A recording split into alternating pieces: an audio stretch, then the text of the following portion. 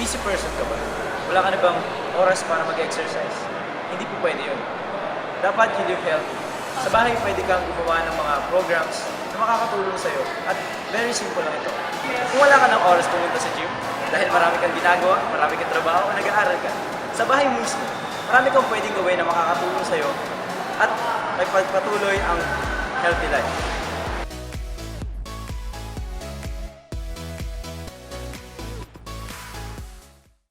Meron tayong simpleng 3 exercise na makakatulong sa ating shoulder workout. Una, umanap lamang ng kahit anong platform na katulad nito.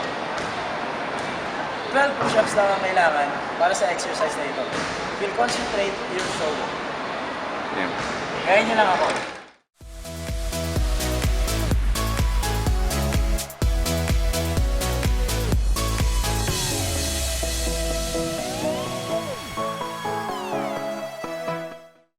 Pagkatapos ng bawat exercise, kailangan mo muna magpahinga ng 30 seconds.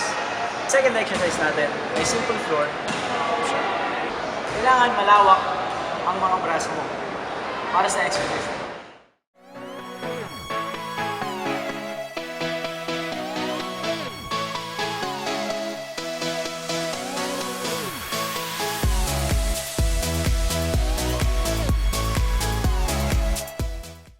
Para sa third and last exercise natin, gagamitin ulit natin ang platform na ito. Ilagay lang ang paa sa ganitong klase ng posisyon at ang kamay sa likod. 8 lang kada kamay.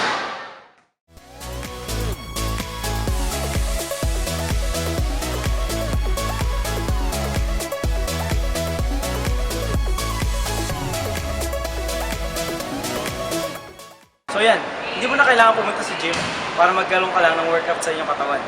Pagising mo sa umaga, pwede mo nang gawin ang isang set ng exercise na ito. At malaking tulong ito sa iyong katawan sa araw-araw mo lang gawin. I'm Joyce Gara, and this is Simple Home Shoulder Workout. Don't forget to subscribe this video for more other exercises.